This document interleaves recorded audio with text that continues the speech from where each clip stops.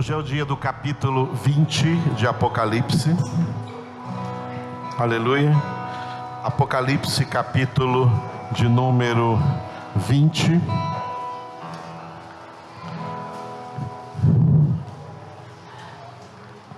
Quarta-feira, o capítulo 21. E esse ano estaremos encerrando o Apocalipse do primeiro sábado de março, com o capítulo 22, amém? E domingo que vem, o primeiro domingo do mês, o boletim. E depois, na outra quarta-feira, retomaremos então o Evangelho segundo João, a partir do capítulo 15. Terminamos o capítulo 14, vamos entrar no capítulo 15. A nossa programação do ano inteiro como filhos de Deus, não é outra coisa senão meditar na sua palavra. Aleluia. O capítulo 20 traz o texto profético acerca dos 1000 anos que terão início logo após a grande tribulação. A grande tribulação encerrar-se-á com a guerra do Armagedon. E após essa guerra, nessa guerra, a terra será salgada pelo fogo. O primeiro juízo geral foi por água, o dilúvio. O Armagedon vai marcar o último juízo geral sobre a humanidade na terra, que é não por água, mas por fogo. Toda essa humanidade desaparecerá e todas essas nações agora existentes queimar-se-ão no fogo desse juízo na guerra do Armagedon. Mas ainda não haverá terminada aí a história da humanidade, o plano de Deus para a humanidade.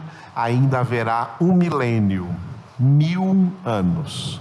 Nesses 1000 anos, nós vamos ler aí em Apocalipse 20, uma nova humanidade será gerada na terra, na total ausência de Satanás. Satanás, o príncipe desse mundo, será aprisionado durante esses 1000 anos. Portanto, essa humanidade que se gerará aí na terra durante 1000 anos, viverá em grande paz.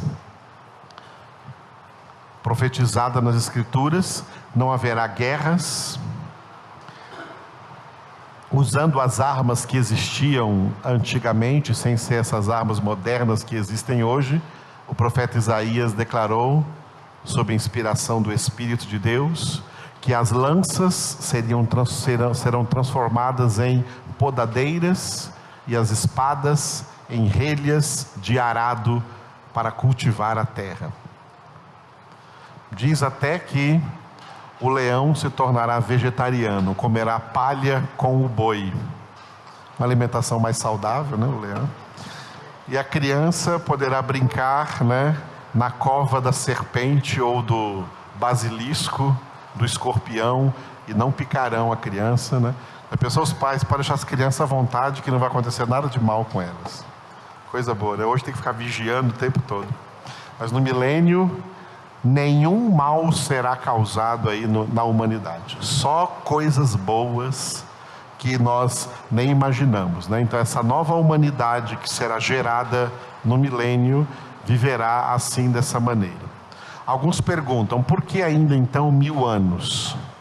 Porque de acordo com a Escritura Sagrada, o número dos eleitos de Deus, cujos nomes estão escritos no livro da vida do Cordeiro, esses eleitos, no plano original de Deus, desde antes da fundação do mundo, seriam chamados durante toda a história da humanidade em 3 períodos que dividem essa história. O primeiro período já passou, que foi o período do Antigo Testamento, da Antiga Aliança, de Adão até Cristo. O período que foi do primeiro Adão ao último Adão, Jesus Cristo. Da primeira vinda de Jesus até a grande tribulação que encerrará com a guerra do Armagedon, esse é o segundo período, é o nosso período, que também é chamado de o período da igreja. E o terceiro e último período da história é esse período futuro que acontecerá após a grande tribulação, que é o reino milenar, o milênio, os 1000 anos em que Cristo estará reinando sobre a terra, gerando essa última leva de seres humanos, enchendo a terra durante 1000 anos, na ausência total de Satanás, porque no meio deles, Deus estará cumprindo, alcançando, completando o número dos que foram inscritos no livro da vida do Cordeiro, antes da fundação do mundo. Amém? Deus tem tudo sob controle. Tudo está acontecendo de acordo com a sua vontade. Por isso, nesse capítulo, o título então de amarelo, repita, Reino Milenar. E o subtítulo, diga, Milênio e Juízo Final. Porque esse capítulo, além do tema do milênio, ele vai trazer também o que vai acontecer no fim do milênio. No fim do milênio vai acontecer o juízo final, que é o juízo do grande trono branco, onde o Pai estará sentado nesse trono, e todos os ímpios, desde Adão, cujas almas estão na prisão, no inferno, as suas almas serão devolvidas a seus corpos ressurgirão, eles vão ressuscitar de corpo e alma, e essa multidão de ímpios que viveu durante os 3 períodos da humanidade, comparecerão diante do Pai no grande trono branco para o juízo final, que é juízo de condenação. Não há salvação nesse juízo, a salvação já acabou. Os salvos já estarão na glória com Jesus, e é o Pai quem vai estar no grande trono branco para julgar os ímpios e lançá-los no definitivo lugar de condenação, onde passarão a eternidade, o lago de fogo e de enxofre, isso é a segunda morte. Glória a Deus. Então esse capítulo 20 vai nos trazer esses 2 temas importantes na Escritura, o milênio e o juízo final. Então agora vamos ler juntos Apocalipse capítulo de número 20, esse antepenúltimo capítulo da Bíblia Sagrada e do livro Apocalipse. Preparados? Todos. Então, vi descer do céu um anjo, tinha na mão a chave do abismo e uma grande corrente. Ele segurou o dragão, a antiga serpente, que é o diabo, Satanás, e o prendeu por 1000 anos.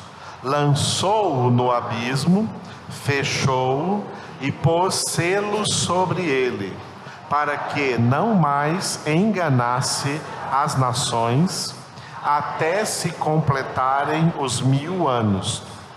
Depois disso, é necessário que ele seja solto pouco tempo. Vi também tronos, e nestes sentaram-se aqueles aos quais foi dada a autoridade de julgar.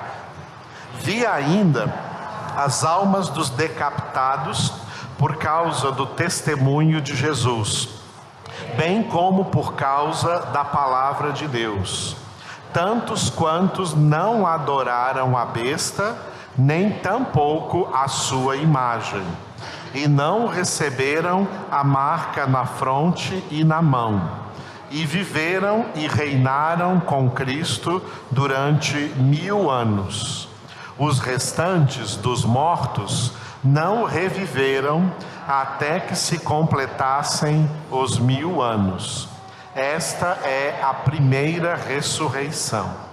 Bem-aventurado e santo é aquele que tem parte na primeira ressurreição. Sobre esses, a segunda morte não tem autoridade. Pelo contrário, serão sacerdotes de Deus e de Cristo, e reinarão com ele os 1000 anos. Quando, porém, se completarem os 1000 anos, Satanás será solto da sua prisão e sairá a seduzir as nações que há nos 4 cantos da terra, Gog e Magog, a fim de reuni-las para a peleja. O número dessas é como a areia do mar. Marcharam então pela superfície da terra e sitiaram o acampamento dos santos e a cidade querida.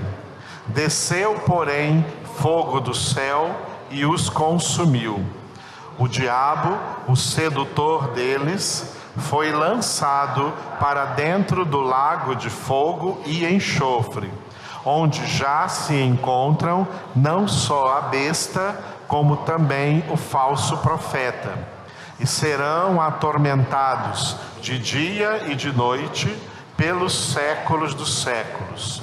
Vi um grande trono branco e aquele que nele se assenta, de cuja presença fugiram a terra e o céu, e não se achou lugar para eles.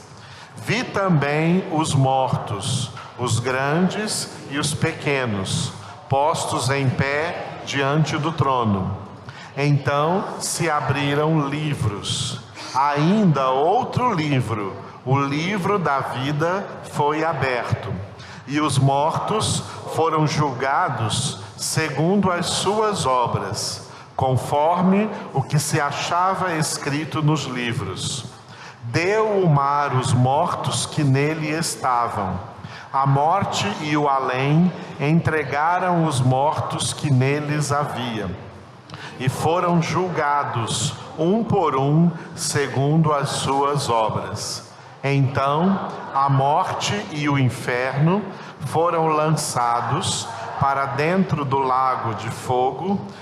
Esta é a segunda morte, o lago de fogo. E se alguém não foi achado inscrito no livro da vida, esse foi lançado para dentro do lago de fogo. Aleluia. Glória a Deus. Nesse último slide que vamos ver, eu destaquei apenas o versículo 6 e depois o versículo 15. O versículo 6, que eu troquei a palavra bem-aventurado por abençoado. Abençoado e santo é aquele que tem parte na primeira ressurreição. Sobre esses, a segunda morte não tem autoridade. Pelo contrário, serão sacerdotes de Deus e de Cristo e reinarão com ele os 1000 anos. Repitam. Abençoado e santo é aquele que tem parte na primeira ressurreição. Sobre esses, a segunda morte não tem autoridade. Pelo contrário, serão sacerdotes de Deus e de Cristo, e reinarão com eles os 1000 anos. E eu destaquei também o Apocalipse, capítulo 20, versículo 15, último versículo. E se alguém não foi achado inscrito no livro da vida, esse foi lançado para dentro do lago de fogo. Repitam. Se alguém não foi achado inscrito no livro da vida, esse foi lançado para dentro do lago de fogo. Glória a Deus. 2 versículos importantes aqui dentro desse contexto. e algumas coisas importantes que nós temos que meditar a partir dessa palavra. O texto de Apocalipse capítulo 20, versículo 6, fala da primeira ressurreição, porque a Escritura profetiza duas ressurreições: a primeira ressurreição e a segunda ressurreição. A primeira ressurreição é a ressurreição dos justos, a ressurreição dos salvos. Essa ressurreição já começou. O primeiro justo já foi ressuscitado, Jesus. Por isso, em 1 Coríntios, capítulo 15, Paulo diz que Jesus é as primícias da nossa ressurreição. Primeiro ele ressuscitou. A primeira ressurreição que já começou, ela vai continuar no início da grande tribulação. Eu gostaria de fazer um adendo aqui a vocês, nisso que eu falo para vocês aqui na igreja. Eu não prego para vocês aqui teologia de teólogos acerca de nenhum tema bíblico, porque os teólogos são divergentes uns dos outros, eles se contradizem. Eu prego o que a Bíblia diz. A escatologia bíblica, por exemplo, ainda agora eu estava conversando com o Fabinho aqui antes da reunião, porque nas divergências dos teólogos, eles criam linhas diferentes de pensamento. E aí existem, por exemplo, a linha pré-tribulacionista e a linha mesotribulacionista. Okay? Que palavrão é esse, pastor? Que coisa é essa? Que é isso? É por isso que eu não prego essas coisas. Os teólogos pré-tribulacionistas dizem: a igreja será arrebatada antes da grande tribulação e, portanto, ela não vai passar pela grande tribulação. Os teólogos da linha mesotribulacionista, meso significa meio, significa que para eles a igreja vai passar pela grande tribulação, e ela no meio da grande tribulação que ela será arrebatada. Amados, nós temos que ir pela Bíblia e não pela cabeça de teólogos. Porque se a igreja de Jesus Cristo corresponde ao número dos eleitos que já foram, que estão sendo e que ainda serão alcançados pela obra da salvação, não dá para ficar dizendo que a igreja toda será arrebatada, porque quando o arrebatamento acontecer, grande parte dos eleitos ainda nem terá nascido.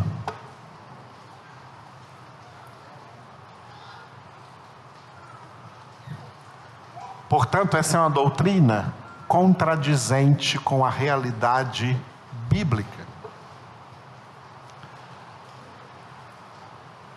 Nós temos que ler, de acordo com a Bíblia, a ordem em que estes eventos escatológicos, estes eventos que marcarão aí o fim do mundo, ou que Jesus chamou de a consumação do século, a ordem em que eles vão acontecer.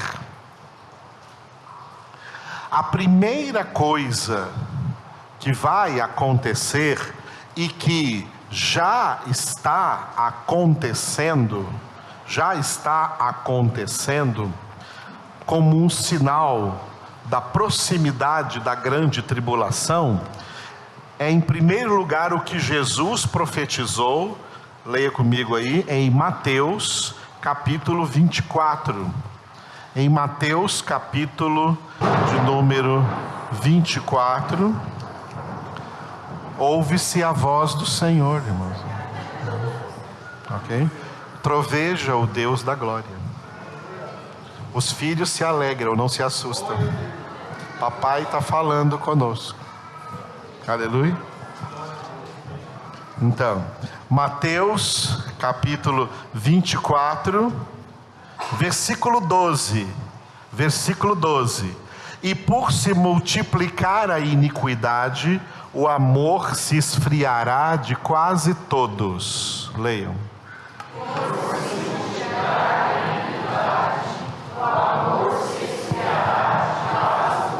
Duas coisas que Jesus está falando. O primeiro sinal de que o fim está próximo é repita aí, multiplicação da iniquidade. Você já está vendo esse sinal acontecer? Ou está cego? A multiplicação da iniquidade já está acontecendo no mundo. E cuidado, porque um dos efeitos devastadores da multiplicação da iniquidade é diga aí, esfriamento do amor. Jesus diz que com a multiplicação da iniquidade, o amor, não de todos, mas o amor de quase todos, se esfriará. A quem Jesus se refere com esses quase todos? A humanidade inteira e os muito chamados, porque o amor dos eleitos não esfria. O amor dos eleitos não esfria. Que amor? Amor a Deus e amor ao próximo. O amor a Deus, o amor ao próximo. O amor a Deus, conforme diz no Antigo Testamento: amarás o Senhor teu Deus de todo o teu coração, de toda a tua alma e com todas as tuas forças. E o amor ao próximo, conforme disse Jesus em João, capítulo 13, versículo 34. Novo mandamento vos dou: amai-vos uns aos outros como eu vos amei. Esse amor não esfria nos eleitos, porque está escrito em Romanos 5,5 que esse amor é derramado em nossos corações pelo Espírito Santo. Mas em quem não é eleito, esse amor vai esfriar. É por isso que tem um monte de crente chamado que não demonstra mais nenhum amor a Deus, nenhum amor a Jesus, nenhum amor à sua palavra, nenhum amor ao próximo. João 14, 23, Jesus disse: se alguém me ama, a prova disso é que guardará a minha palavra. E meu Pai o amará, e nós viremos para ele e faremos nele morada. Quem não ama Jesus, a primeira coisa que acontece é que não gosta da palavra, não gosta de Bíblia, não tem o seu prazer na lei do Senhor. O eleito, como diz no Salmo 1, tem o seu prazer na lei do Senhor e nela medita de dia e de noite. Por isso que nunca vai se esfriar. O eleito não se esfria. O eleito não se esfria. O eleito não se esfria. Como eu vou saber, pastor, se eu sou eleito? Está frio ou quente?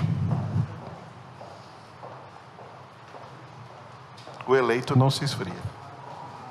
Eu nunca me esfriei na minha vida. Tenho 37 anos de crente. Nunca. Em toda a minha vida. E não é porque eu sou pastor, não é porque eu sou crente. Porque eu sou filho de Deus. Eu amo meu Pai. Amo meu Senhor Jesus. Amo o Espírito Santo. Amo a sua palavra. Não há um dia na minha vida em que não medite nela profundamente. E me esforço a cada dia para colocá-la cada vez mais em prática na minha vida. Luto contra a minha natureza pecaminosa e procuro me santificar. Por isso, quando eu falo dessas coisas para vocês, eu tenho autoridade para falar, porque eu faço o que eu prego para vocês. Não sou hipócrita. E Jesus sabe disso. Amém, amados? Então, esse é o sinal que nós já estamos vendo. Já estamos vendo a iniquidade se multiplicando e o amor se esfriando. Estamos vendo isso? Então isso aqui já não é mais uma coisa futura, é uma coisa presente. Uma coisa futura, a grande tribulação, ela virá. A grande tribulação virá. Mas o que vai acontecer antes da grande tribulação vir? Abrem 2 Tessalonicenses. 2 Tessalonicenses. Segunda carta de Paulo aos Tessalonicenses, capítulo 2. Surgiu, ainda lá no primeiro século, uma heresia, uma fofoca herética, de que Jesus já teria voltado, e já teria levado os seus eleitos para o céu. É claro que era mentira, e essa foi a razão pela qual Paulo escreveu aos Tessalonicenses pela segunda vez. E no capítulo 2 ele disse assim, leiam comigo, desde o primeiro versículo, tá? Desde o primeiro versículo até o versículo 3. 2 Tessalonicenses 2, de 1 a 3, todos juntos. Irmãos, no que diz respeito à vinda de nosso Senhor Jesus Cristo e à nossa reunião com Ele, nós vos exortamos a que não vos demovais da vossa mente com facilidade, nem vos perturbeis, quer por espírito, quer por palavra, quer por epístola, como se procedesse de nós, supondo tenha chegado o dia do Senhor. Ninguém de nenhum modo vos engane, porque isto não acontecerá sem que primeiro venha a apostasia e seja revelado o homem da iniquidade, o filho da perdição. Aleluia. O primeiro versículo, Paulo fala da nossa reunião com Jesus.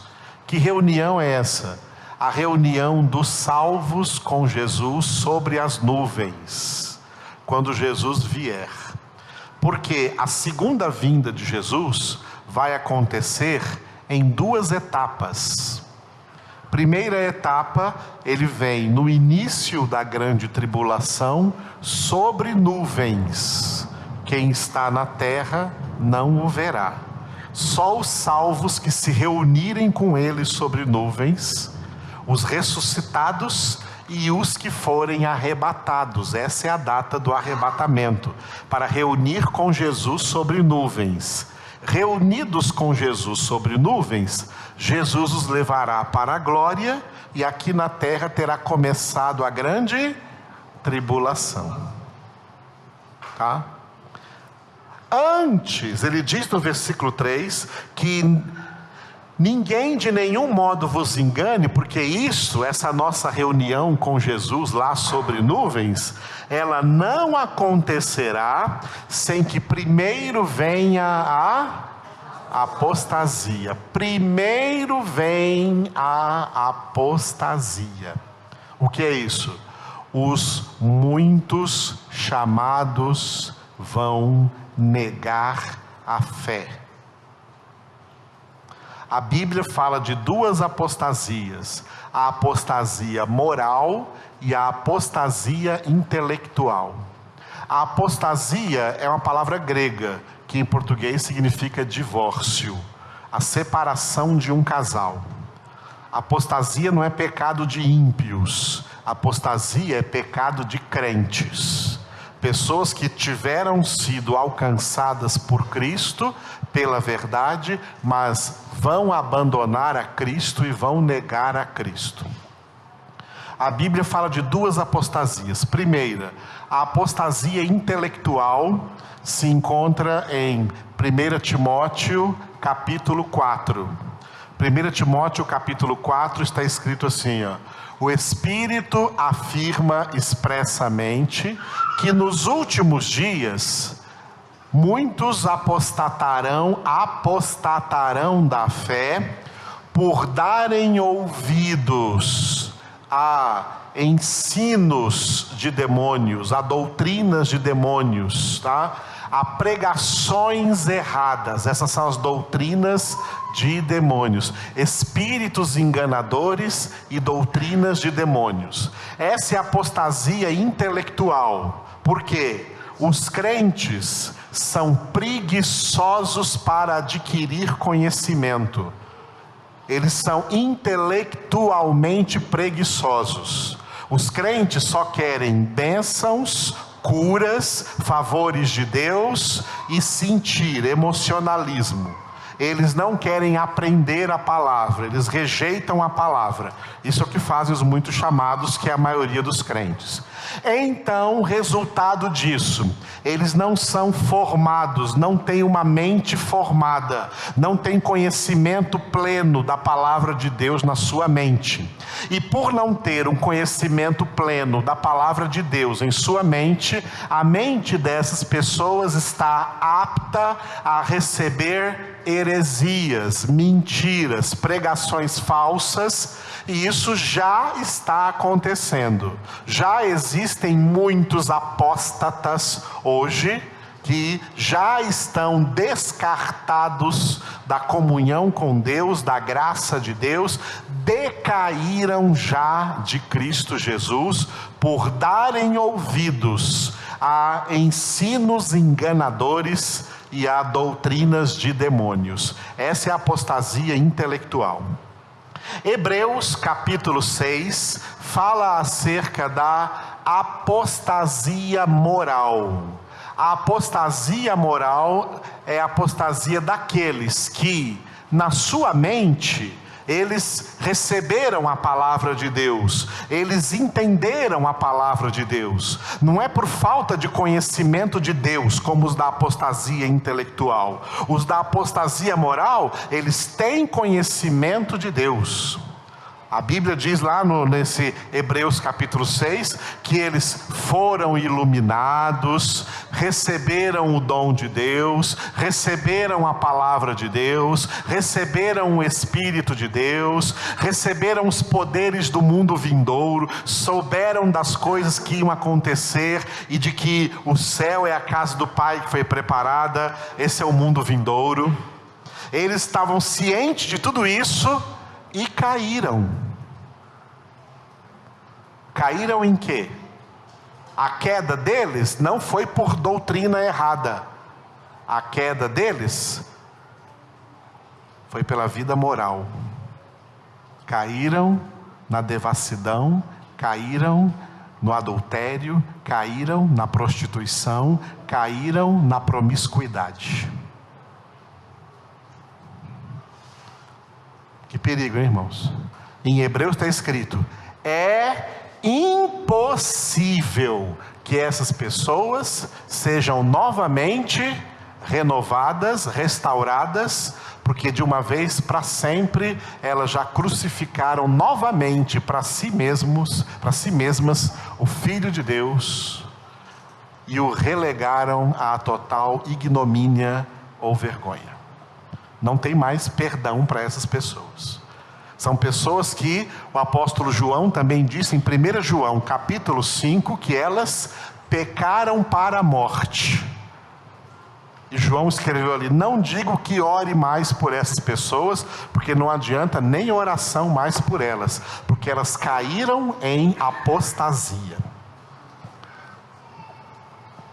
Não vigiaram, não oraram, não meditaram na palavra, rejeitaram a palavra, viveram uma vida cristã medíocre. Isso aqui define os muitos chamados.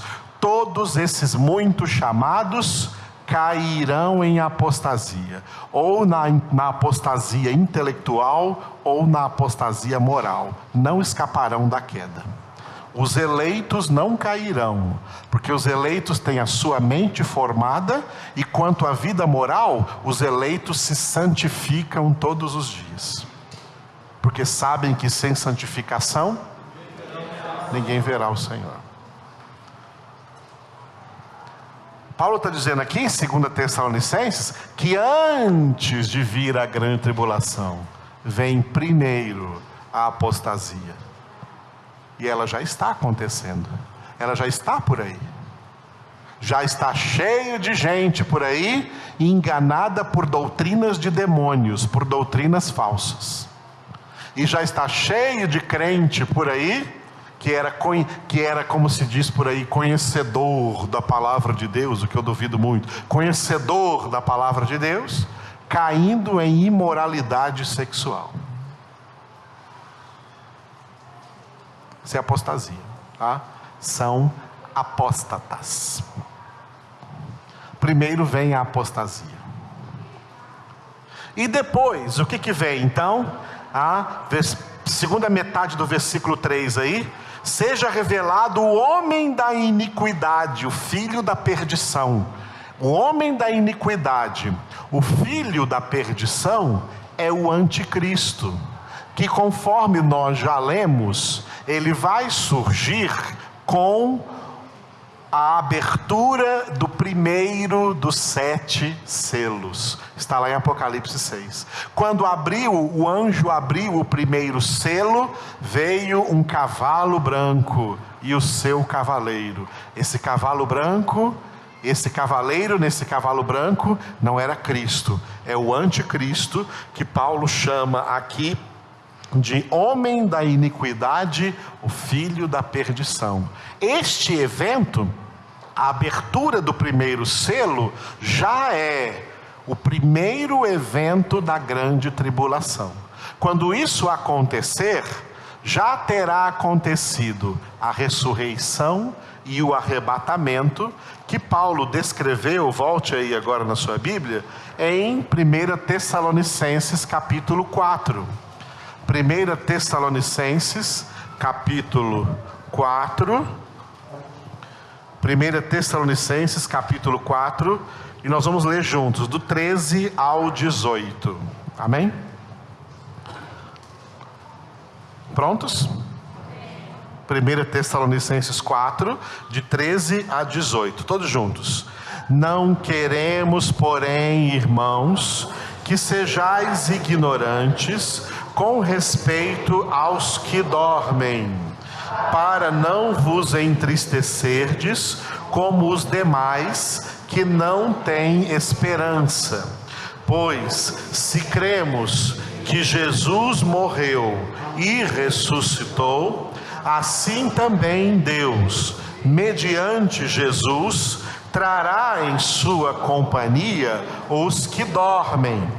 Ora, ainda vos declaramos, por palavra do Senhor, isto: nós, os vivos, os que ficarmos até a vinda do Senhor, de modo algum precederemos os que dormem. Porquanto o Senhor mesmo, dada a sua palavra de ordem, ouvida a voz do arcanjo e ressoada a trombeta de Deus, descerá dos céus, e os mortos em Cristo ressuscitarão primeiro. Depois nós, os vivos, os que ficarmos, seremos arrebatados juntamente com eles entre nuvens, para o encontro do Senhor nos ares, e assim estaremos para sempre com o Senhor. Consolai-vos, pois, uns aos outros com estas palavras. Versículo 16 fala da ressurreição dos justos. Eles ressuscitarão primeiro. E o versículo 17 fala do arrebatamento dos eleitos convertidos que estiverem na terra. Eles não serão ressuscitados porque não passarão pela morte. Eles serão arrebatados em vida e se encontrarão com Jesus naquela reunião com Ele nos céus, sobre nuvens. Aleluia. O arrebatamento destes eleitos acontece no mesmo tempo em que começa na terra a grande tribulação, a abertura do primeiro selo, a vinda do anticristo. Estes eleitos que serão retirados da terra, eles são representados na igreja de Filadélfia, que nós lemos em Apocalipse capítulo 3, versículo 10, aonde Jesus disse para esses eleitos: porque guardaste a palavra da minha perseverança, também eu te guardarei da hora da provação que há de vir sobre o mundo inteiro, para experimentar os que habitam sobre a terra. Estes eleitos é que serão guardados de passar pela grande tribulação, serão arrebatados. Mas dentro da grande tribulação ainda existirão eleitos, que até a data do arrebatamento ainda não eram convertidos, mas que se converterão dentro da grande tribulação, conforme nós apregamos aqui em Apocalipse capítulo 7, porque na grande tribulação haverá um grande avivamento, onde um grande número de judeus, representados por 144 mil, e um número incontável de pessoas de todas as nações, tribos e línguas, serão convertidas dentro da grande tribulação, e são eleitos de Deus, porque Apocalipse 7 disse, o Senhor disse para João: estes são os que vêm da grande tribulação, eles lavaram e alvejaram suas vestes no sangue do Cordeiro, razão porque se encontram de pé diante da sua presença, e o Senhor Deus enxugará todas as lágrimas dos seus olhos. Estes são os que serão salvos, os eleitos salvos dentro da grande tribulação.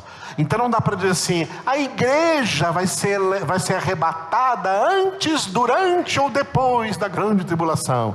Essa perguntinha é muito tolinha, amados. A igreja é o número dos eleitos. Antes da grande tribulação tem eleitos, durante a grande tribulação tem eleitos, depois da grande tribulação, no milênio, tem eleitos. O número dos eleitos não se completou ainda. Os eleitos que estiverem perseverando na sua santificação, quando Jesus vier sobre nuvens e ressuscitar os justos, estes eleitos serão arrebatados. Foi isso que Jesus disse: 2 estarão numa cama, um será tirado, outro será deixado. Bom, se 2 estarão numa cama, está falando de um casal, não é isso? E não é um casal de gays, não, é um casal de homem e mulher, senão fica os 2. É um homem e uma mulher. Só que um casal, onde um é crente e o outro fica aí, né, dando bobeira na vida e sendo carnal. Cuidado. A mulher vai e você fica, ou então o marido vai e você fica. Né? Então um será tomado, outro será deixado. 2 mulheres estarão trabalhando no mesmo moinho, uma será tomada, outra será deixada. Essa é a doutrina bíblica do arrebatamento, cujo evento é marcado aqui, no início da grande tribulação, para começar a grande tribulação. Logo após o arrebatamento, começa a grande tribulação. Muitos crentes eleitos, pode existir crentes eleitos que não serão arrebatados, porque até o dia do arrebatamento, eles estavam se comportando como crentes chamados, como crentes relaxados. E aí quando eles virem que não forem arrebatados, eles vão colocar a cara no pó e vão verdadeiramente ser eleitos de Deus, e aí vão aprender a lição, porque dentro da grande tribulação a coisa vai ser feia nessa terra. Para os crentes, serão verdadeiramente perseguidos. São 2 períodos de supra-perseguição da igreja: o período inicial e o período final, o período dos primeiros 2 séculos do cristianismo e o período dos 7 anos da grande tribulação. O período que nós vivemos, amados, é um período de relativa paz. Não há muita perseguição, como haverá dentro da grande tribulação e como houve nos primeiros 2 séculos do cristianismo. A gente vive em paz, a gente está reunido aqui de portas abertas, Tem pessoas no mundo por aí sofrendo mortes, mas não é a maioria dos crentes. E essa falta de perseguição deixou muitos crentes aí relaxados e não perseverando na palavra. Na grande tribulação não vai ter lugar para crente relaxado, não. Crente relaxado na grande tribulação vai negar Jesus, vai apostatar e vai receber a marca da besta. Crente eleito na grande tribulação não vai receber a marca da besta, porque tem o selo do Espírito e vai até dar a vida por Jesus, vai morrer por causa do nome de Cristo Jesus, porque haverá perseguição dura contra eles. Aleluia, amados. A primeira etapa da segunda vinda de Jesus, então, é antes da grande tribulação, para a ressurreição e o arrebatamento. Aí Jesus só volta na segunda etapa da grande tribulação, no fim dos 7 anos, para a guerra do Armagedon, que nós vimos ontem à noite. Aí vem Jesus no cavalo branco, que está em Apocalipse 19. O cavalo branco de Apocalipse 6 é do anticristo. E o cavalo branco de Apocalipse 19 é o de Jesus. Aí Jesus vem para dar um fim nessa história atual que nós estamos vivendo, com a guerra do Armagedon, e começar então o reino milenar de Cristo. E todos os eleitos de Deus reinarão com ele os 1000 anos. Há muitas dúvidas, muitas perguntas acerca do milênio. Por quê? Porque para nós, do nosso ponto de vista, o milênio está no futuro, é futurista. E nós precisamos compreender que muitas profecias futurísticas somente serão compreendidas quando chegar a hora. Então, como tudo será exatamente no milênio, não tem como a gente saber, porque não chegou ainda. Só quando chegar é que vamos saber. Como reinaremos com Cristo esses 1000 anos aí, sobre a nova humanidade na terra, não sabemos, só saberemos lá. Como julgaremos os anjos, como Paulo disse em 1 Coríntios 8? Não sabemos, só quando essa data chegar é que nós vamos saber. Até mesmo o arrebatamento, como que vai ser mesmo isso aqui? As pessoas estão criando aí filmes e novelas, né, sobre isso aqui, sobre arrebatamento, cada um de um jeito, né? Uns as roupas ficam voando, outras as roupas ficam dobradas. Como é que vai ser esse negócio? Só saberemos quando chegar. Não adianta ficar fazendo conjecturas de como isso vai acontecer. Só saberemos quando acontecer. Ah, é assim, Jesus caprichou, hein? Entenderam? Porque ele vai fazer tudo como está profetizado. Tudo está profetizado. Agora, como exatamente em detalhes, esses detalhes não estão revelados. Então nós não temos que ficar, criando, imaginações de como será aquilo que não está revelado. Mas só aquilo que, com certeza, sabendo que vai acontecer, mas não exatamente como vai acontecer, que só saberemos quando acontecerem. Por isso, o que nós sabemos com certeza que temos que fazer hoje? Vocês já aprenderam essa lição. E espero que aprendam na prática. Porque a coisa é séria. É verdade. É palavra de Deus. É propósito de Deus. Aleluia.